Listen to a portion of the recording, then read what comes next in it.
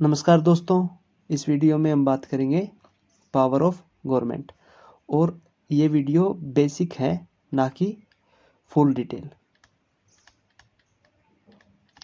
ये full detail नहीं है, बेसिक वीडियो है। इसमें हम बेसिक जो मीनिंग है, बेसिक जो पावर्स हैं उनको समझेंगे, और जो फुल डिटेल वीडियो है वो नहीं डाल सकते हम, तो बस बेसिक ही कवर करके चलेंगे। तो in India there is dual government mechanism. अब ड्यूअल गवर्नमेंट मैकेनिज्म है, ये हमें कहाँ से पता चला? बात है इसकी। तो ड्यूअल गवर्नमेंट मैकेनिज्म जो हमारा कॉन्स्टिट्यूशन ऑफ इंडिया है,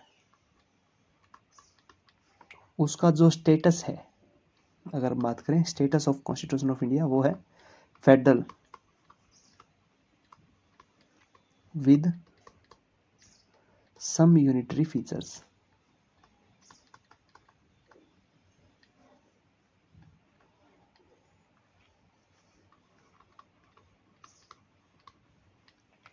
तो जो हमारा कॉन्स्टिट्यूशन है, उसका जो स्टेटस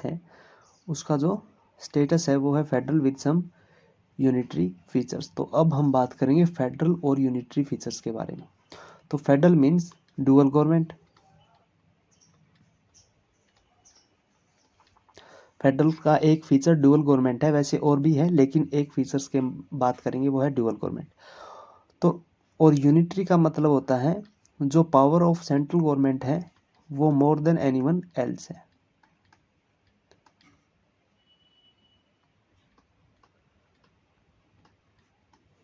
तो बात क्या है, जो कॉन्स्टिट्यूशन ऑफ इंडिया है वो है federal with some unitary features. तो अगर आपको फेडरल और यूनिटरी की फुल डिटेल वीडियो चाहिए है तो वो आपको इसी चैनल पे मिल जाएगी।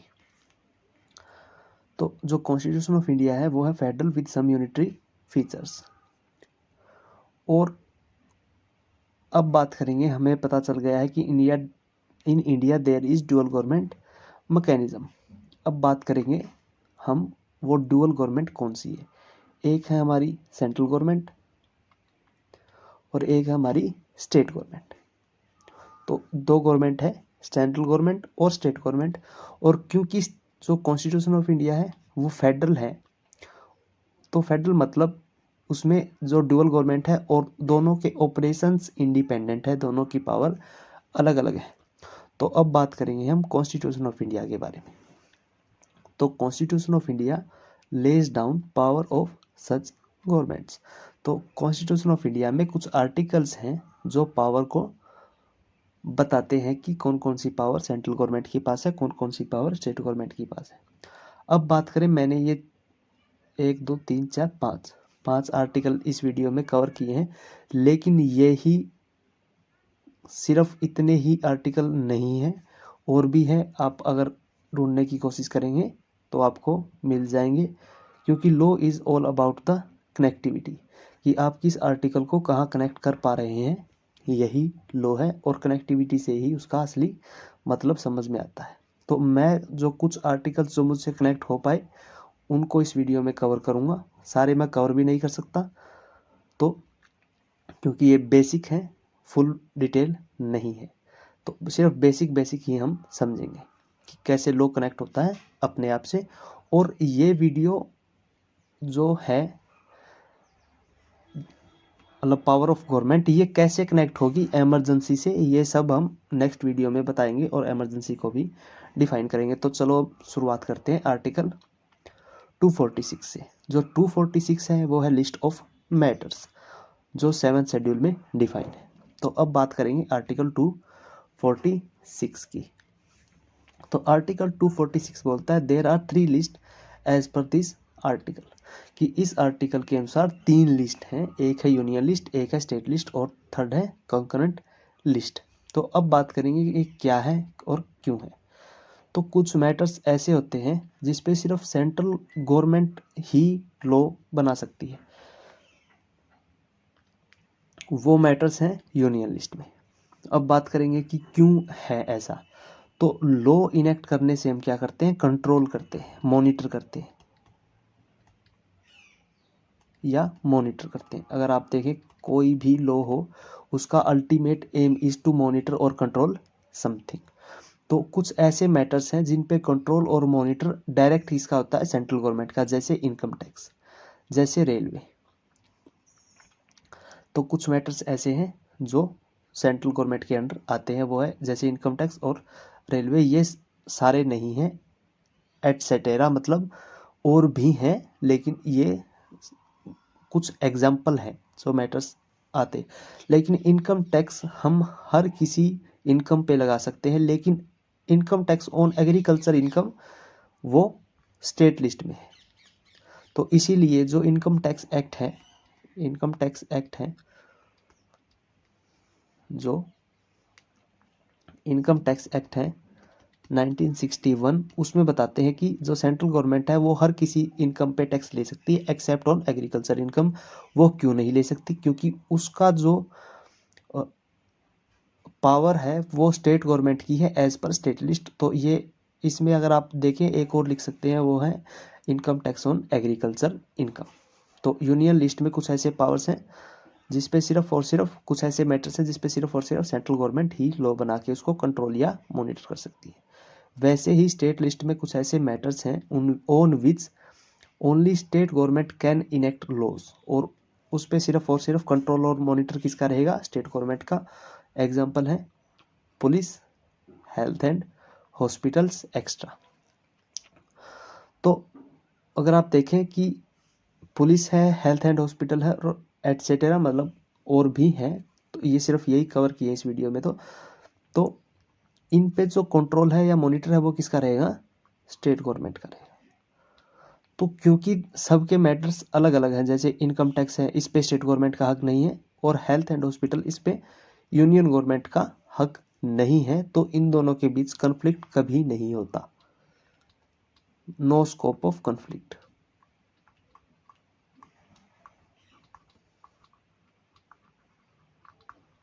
अब बात करेंगे कि अगर जो स्टेट लिस्ट है, जो स्टेट गवर्नमेंट है, वो इनकम टैक्स पर या रेलवे पर लॉ पास करके इसको रिस्ट्रिक्ट करने की कोशिश करे तो क्या? तो यहाँ पे आर्टिकल 356 जो है पावर में आ जाता है। उसको इसी वीडियो में समझेंगे, लेकिन अभी नहीं। अब बात करेंगे कंकरेंट लिस्ट की। ये वो लिस्ट है, इसमें कुछ ऐसे मैटर्स हैं जिसपे दोनों गवर्नमेंट यानी कि central government as well as state government can enact laws. For example education, forest. तो 3 लिस्ट है, यूनियन लिस्ट, स्टेट लिस्ट और कंकरेंट लिस्ट। स्टेट लिस्ट में वो मैटर्स हैं जिसपे सिर्फ स्टेट गवर्नमेंट बना सकती है लॉ, और यूनियन लिस्ट में सिर्फ सेंट्रल गवर्नमेंट, और कंकरेंट लिस्ट में बोथ। अब बात आती है एक एग्जाम्पल से, हम यहाँ पे एक जो लूप होल हो सकता था उसको समझेंगे, और उसका भी जो है कॉन्स्टिट्यूशन में इलाज कर दिया गया है। तो अब हम उसको समझने की कोशिश करेंगे। तो अगर आप देखें, आप एजुकेशन, इसके बारे में बात करेंगे। फॉर एग्जाम्पल, ये कोई मैं एग्जैक्ट जो वर्डिंग है वो नहीं दे रहा, ये सिर्फ एग्जाम्पल है, समझने की कोशिश है। तो अगर आप देखें फॉर एग्जाम्पल स्टेट और सेंट्रल, तो स्टेट के जैसे आप लगाइए हरियाणा, हिमाचल प्रदेश और राजस्थान। तो इन तीनों के पास क्या है? अथॉरिटी है एज पर स्टेट लिस्ट की, sorry as per concurrent list की, वो एजुकेशन पे लॉ बना सकते हैं। तो हरियाणा जो स्टेट है उसने लॉ पास करके क्या कहा? अगर बच्चे के 13% आ गए तो वो पास है। हिमाचल प्रदेश की जो गवर्नमेंट थी उसने लॉ पास करके कहा कि अगर बच्चे के 14% आ गए तो पास है। राजस्थान ने कहा अगर बच्चे के 16% आ गए तो पास है। वहीं सेंट्रल गवर्नमेंट ने क्या कहा? पास सिर्फ तब होगा जब उसके 33% जो मार्क्स हैं वो आएंगे। तो एजुकेशन पे क्या हुआ, स्टेट ने और सेंट्रल ने दोनों ने लॉ बना दिया, और हरियाणा स्टेट क्या कहता है 13% पे पास, हिमाचल प्रदेश क्या कहता है 14% पे, और राजस्थान क्या कहता है 16% पे। अब क्या हुआ, बच्चा हरियाणा का था और उसके आगे लेट से 17%, तो वो as per Haryana state act पास है। तो उसने क्या किया, यूनिवर्सिटी में अप्लाई किया। यूनिवर्सिटी में अप्लाई किया, यूनिवर्सिटी हरियाणा की फॉर एग्जांपल नहीं थी, वो थी केरला की। और ये जो है 13% पासिंग क्राइटेरिया, ये सिर्फ हरियाणा में है। तो केरला ने क्या कहा कि हम तो जो है सेंट्रल गवर्नमेंट का रूल ही अप्लाई करेंगे, लेकिन हरियाणा जो गवर्नमेंट है वो 13% पे बच्चे को पास डिक्लेयर कर देती है। तो अब क्या हो गया, कन्फ्लिक्ट हो गया। कन्फ्लिक्ट मतलब दोनों का इंटरेस्ट अलग अलग है, दोनों ने अलग अलग बात बोल दी, एक की बात दूसरे के इंटरेस्ट को हार्म पहुंचा रही है। तो हरियाणा जो राज्य है उसकी जो लॉ में जो डिफाइंड है वो किसको हार्म पहुंचा रहा है, इंटरेस्ट ऑफ सेंट्रल गवर्नमेंट को। तो अब क्या हो, दिक्कत क्या हुई कि हरियाणा बोल रहा है 13% और जो सेंट्रल गवर्नमेंट बोल रही है 33%। तो इस दौरान आर्टिकल 254 का आप एग्जिस्टेंस समझेंगे। आर्टिकल 254 तो ये क्या बोलता है, conflict between law made by parliament and state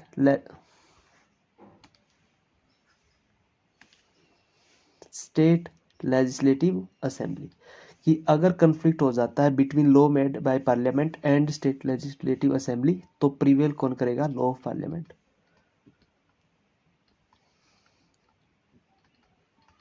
will prevail.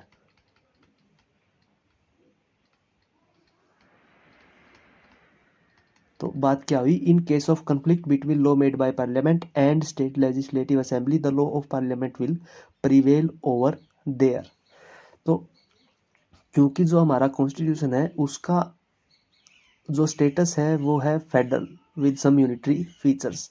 तो फेडरल में आप देखें कि स्टेट गवर्नमेंट की और सेंट्रल गवर्नमेंट की एज पर आर्टिकल 246 अलग अलग पावर्स हैं, लेकिन 254 ये यूनिटरी फीचर्स की ओर भी इशारा करता है कि सेंट्रल गवर्नमेंट की पावर ज़्यादा है एनीवन एल्स से, मतलब the power of central government is more than anyone else.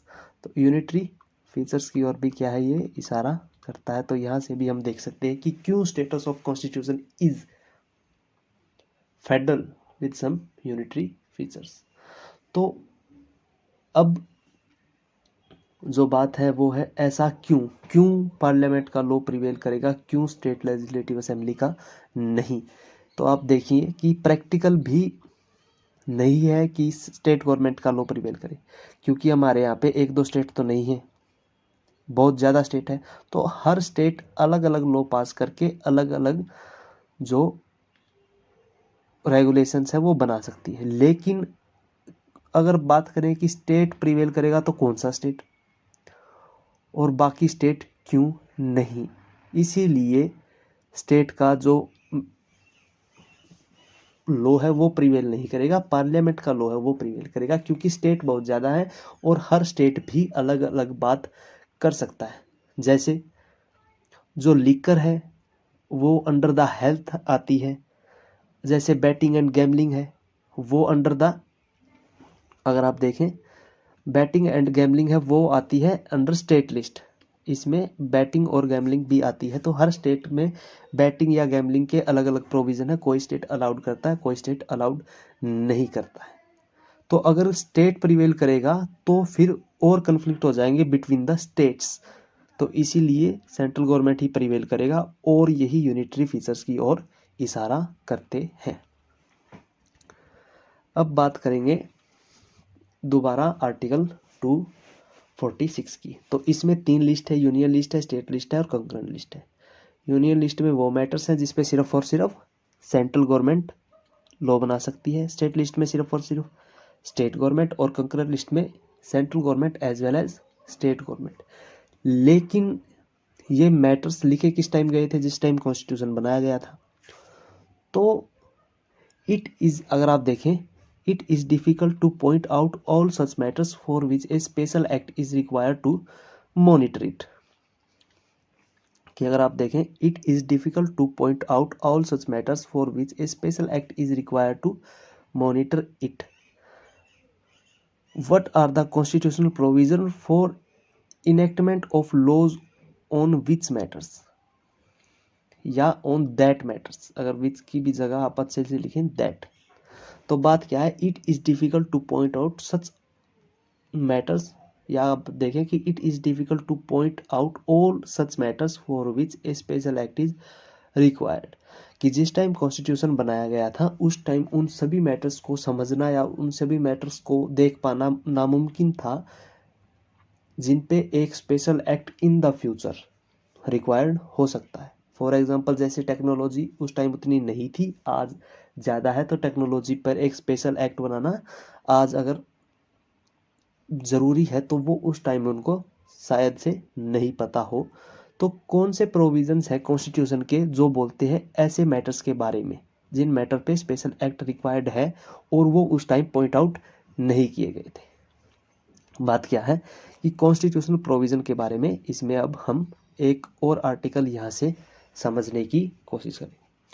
तो बोलते क्या है कि कुछ ऐसे मैटर्स भी हो सकते हैं जो at the time of constitution जब बनाया गया था उस टाइम वो पॉइंट आउट नहीं हुए, लेकिन इन फ्यूचर उन पे जो है स्पेशल लॉ बनाने की जरूरत पड़ सकती है।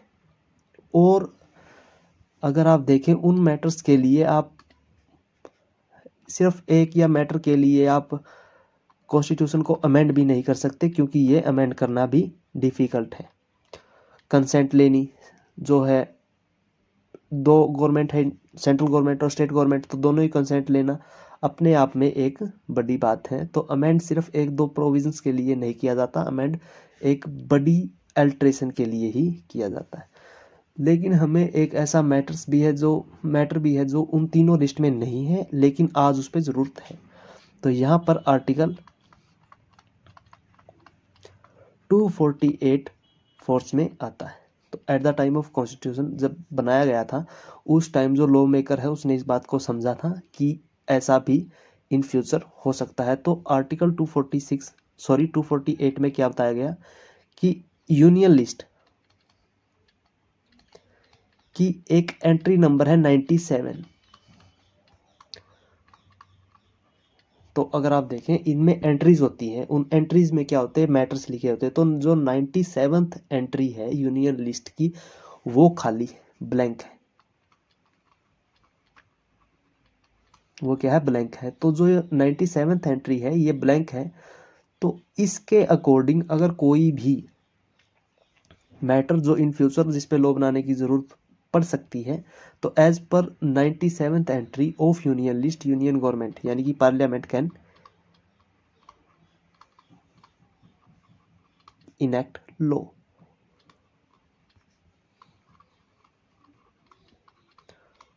तो बात क्या है कि कोई भी ऐसा मैटर जिस पे इन फ्यूचर लॉ बनाने की जरूरत पड़ सकती है वो as per 97th entry parliament उस पे बना सकता है। ये बात बोलता है आर्टिकल 248। आर्टिकल 248 जो है रेसिड्यूरी पावर, जो रेसिड्यूरी पावर है इन द सेंस ऐसी पावर जो इन रेस्ट कहीं और नहीं है। रेजिडरी पावर जैसे आप देखें कहीं पर पेनल्टी, रेजिडरी पेनल्टी अगर आप समझ पाए तो अगर एक एग्जांपल दूंगा मैं कि हर एक्ट में हर चीज़ के नॉन कंप्लायंस के लिए पेनल्टी डिफाइन नहीं होती, लेकिन उस हर एक्ट में एक रेजिडरी पेनल्टी होती है कि अगर कोई ऐसा मैटर है जो इस एक्ट में जिसकी पेनल्टी डिफाइन नहीं है और रिलेटेड वो इसी से है, तो as per this section this residuary penalty can be applied. तो कुछ ऐसी कुछ ऐसी पेनल्टी होती हैं जो ऑल्दो डिफाइंड नहीं होती हैं, लेकिन अगर वो नॉन कंप्लायंस हो जाता है तो उस पर रेजिडरी पेनल्टी लग जाती है। तो वैसे ही रेजिडरी पावर मतलब हर चीज़ को डिफाइन करना इटसेल्फ इज वेरी डिफिकल्ट। तो कुछ ऐसी रेजिडरी पावर दी गई है कॉन्स्टिट्यूशन ऑफ इंडिया में कि एज पर आर्टिकल 248 जो 97th एंट्री है, 97th एंट्री है जो यूनियन लिस्ट की, उसके according parliament can enact laws.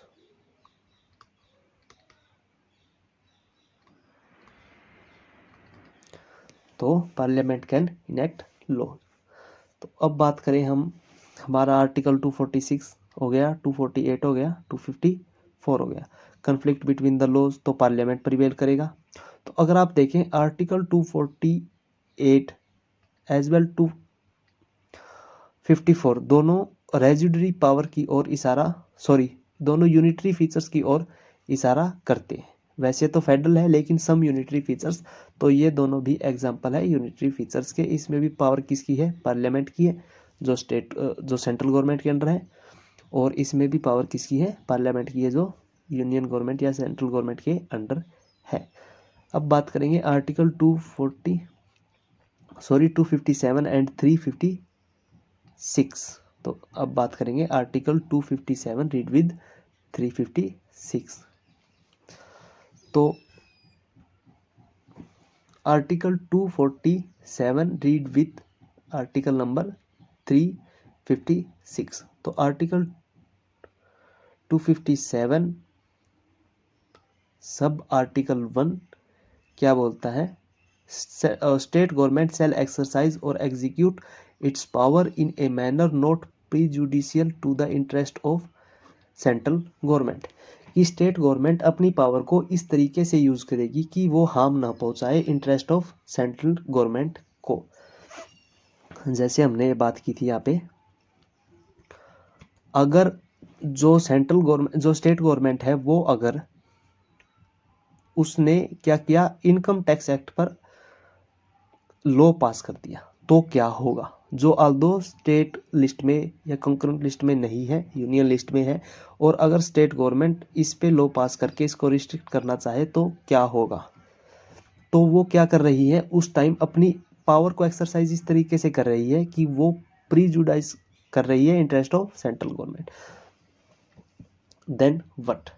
तो वैसे तो स्टेट गवर्नमेंट को अपनी पावर को ऐसे तरीके से यूज करना चाहिए कि वो हार्म ना पहुंचाए इंटरेस्ट ऑफ सेंट्रल गवर्नमेंट को। बट इफ एग्जीक्यूट, अगर उसने एग्जीक्यूट कर दिया तो वो क्या हो जाएगा? अनकॉन्स्टिट्यूशनल।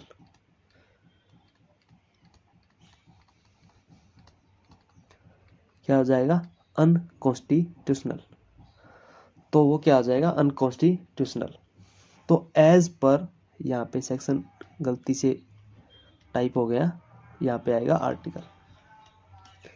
तो as per article 356 if state government execute its power against the constitution, मतलब अनकॉन्स्टिट्यूशनल उसने कोई एक्टिविटी कर दी कि if the state government executes या exercise its power against the constitution, तो central government shall take control over the affair of state. कि अगर इन केस स्टेट गवर्नमेंट ने कुछ ऐसा काम कर दिया जो कॉन्स्टिट्यूशन के अगेंस्ट है, मतलब कॉन्स्टिट्यूशन में वो पावर स्टेट गवर्नमेंट को नहीं दी गई बट उसने एक्सरसाइज की, तो central government in that case control ले लेगी स्टेट के अफेयर्स का अपने अंडर, take control over the affairs of state. तो आर्टिकल जो 356 है वो भी कहीं ना कहीं यूनिटरी फीचर्स की ओर इशारा करता है। तो आर्टिकल 257 क्या बोलता है कि स्टेट गवर्नमेंट को अपनी पावर इस तरीके से एक्सरसाइज करनी चाहिए कि उससे सेंट्रल गवर्नमेंट के इंटरेस्ट को हार्म ना हो। लेकिन अगर उसने ऐसी पावर को एक्सरसाइज कर दिया जिससे सेंट्रल गवर्नमेंट के जो पावर है या इंटरेस्ट है उनको हार्म पहुंचा है, तो वो अनकॉन्स्टिट्यूशन या अगेंस्ट द कॉन्स्टिट्यूशन मान लिया जाएगा। तो अगर स्टेट ने कोई ऐसा काम कर दिया है जो अगेंस्ट द कॉन्स्टिट्यूशन है, तो as per article 356 central government क्या कर सकती है? कंट्रोल ले सकती है अफेयर ऑफ स्टेट के ऊपर अपना। तो central government shall take control over the affairs of state. तो कुछ ऐसे भी काम हैं, कुछ ऐसे भी मैं बोलूँ पावर्स हैं सेंट्रल गवर्नमेंट की, जहाँ पे वो कंट्रोल ले लेती है all over the nation irrespective of states. तो वो सभी के सभी राज्यों पर अपना अधिकार ले लेती है। अब सारी पावर एक तरफ इकट्ठा हो जाती है, वो सेंट्रल गवर्नमेंट के पास सारी की सारी पावर चली जाती है। तो कुछ ऐसी बातें हैं, वैसे तो हमारा जो कॉन्स्टिट्यूशन है वो फेडरल है विद सम यूनिटरी फीचर्स, और इंडिया में ड्यूअल गवर्नमेंट है। लेकिन इसकी एक एक्सेप्शन भी है, जहाँ पे सारी की सारी पावर कहाँ स्टेट गवर्नमेंट के पास शिफ्ट हो जाएगी। तो वो एक्सेप्शन है इमरजेंसी।